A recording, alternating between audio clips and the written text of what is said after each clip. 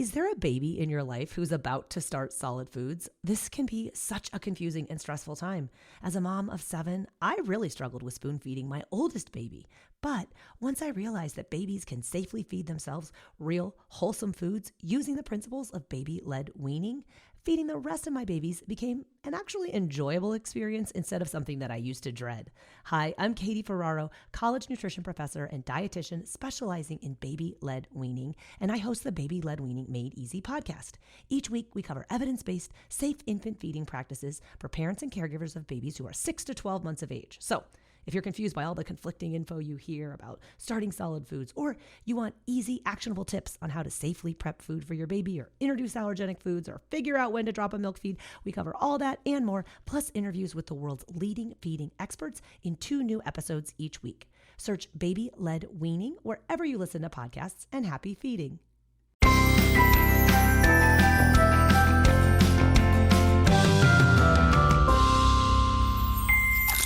Welcome to Bytes of Health, where we hope to take a bite out of your parent worries each day with sound advice and guidance. Every morning, we'll answer a commonly asked pediatric question in 5 minutes or less. I'm Dr. Jess Steyer, public health scientist and mama of 2 kiddos. And today, we are going to answer the question, when should you keep your kids home from school? The clock is ticking, so let's get to it. This is very timely because as I record this episode, my son is actually home from school today. He woke up coughing, sneezing, runny nose, and complaining of a sore throat. And even though he does not have a fever, nor is he testing positive for COVID, we made the decision to keep him home so that he will have time to rest and so that he does not infect his classmates.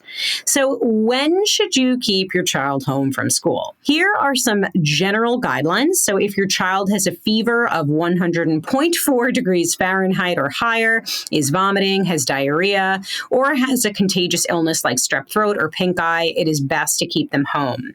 Also, if they're coughing a lot or having trouble breathing, they should rest and recover. Again, keeping them home helps prevent the spread of illness to other kids and staff. It also gives your child a chance to rest up and feel better. I know that this can be difficult, especially for those of us who work outside the home. Taking time off of work can be disruptive, but sometimes it's just what we have to do. So what can I do to keep my child engaged at home when they're sick?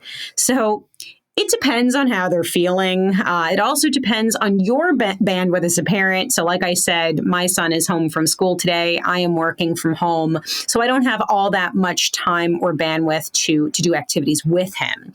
But for little ones, quiet activities like reading books, puzzles, or coloring can be soothing. For older kids, if they're up to it, maybe catching up on some light homework or even some educational videos.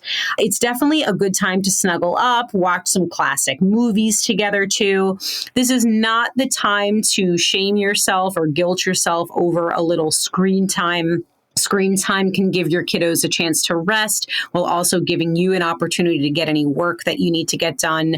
But certainly trying to focus on educational screen time or productive screen time is best whenever possible. The goal is certainly to keep them rested but occupied. So what about the old adage, starve a cold and feed a fever? This is totally a myth. It is always important to keep your child hydrated and well-nourished always, but especially when they're sick. You want to encourage them to eat healthy, nutrient-dense foods if they're hungry, and certainly drink plenty of fluids like water or anything with electrolytes, whatever it is that they're able to keep down. Proper nutrition helps keep their immune system working in tip-top shape and helps them fight off the illness as quickly as possible. Now, sometimes kids may not have an appetite. That's a different story. You want to offer them little snacks, maybe some cut up carrots or some fruit or something that they could nosh on when they're feeling up to it. When is it safe for my child to return to school? So your school may have certain rules that you certainly want to abide by, but a good rule of thumb typically is to keep your child home until they've been fever-free for 24 hours without the use of medications.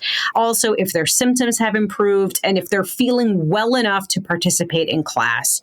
I know I can look at my son right now. I see he has glassy eyes. He's just not feeling up to it. Even though his symptoms are getting better, I'm going to keep an eye on him and make sure that he's really rested and feeling up to returning to school. Now, if your child has been diagnosed with something specific like strep throat, they should be on antibiotics for at least 24 hours before returning to school. So how can you prepare for frequent illnesses during the school year? It's helpful to have a sick day plan in place. Make sure you have backup childcare options if you need to work. Obviously, I understand this is always easier said than done, but you want to stock up on supplies like tissues, thermometers, easy to prepare foods, and you also want to have some over-the-counter medications ready for them to help with any symptoms. So I gave my son some Tylenol, some children's Tylenol, because he was complaining of a sore throat. So making sure your medicine cabinet is stocked with kids' meds is always a good idea. And keep a little list of quiet activities to keep them entertained while they rest and recover. I have a little box of some coloring books, some markers that I keep next to my son's bed while he's resting right now that he can participate in and enjoy in between naps. All right. Well, I hope you learned something today, and we have lots more to share. You can get your daily bite of health every day, Monday through Friday. Remember to follow us on social media at Bytes of Health Pod. That's Bytes with a Y. We do share regularly to Instagram, so definitely go ahead and check that out. If you like what you've heard here, please let us know. Leave us a review on Apple and be sure to tell your friends. Remember, there is no single or best way to parent, and we are all just doing our very best. We wish you happy, healthy, and stress-free parenting.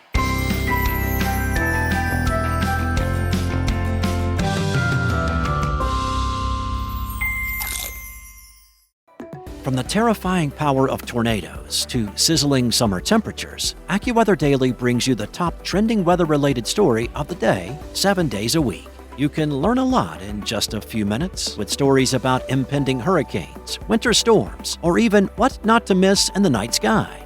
So listen and subscribe to AccuWeather Daily wherever you get your podcasts. That's AccuWeather Daily wherever you get your podcasts.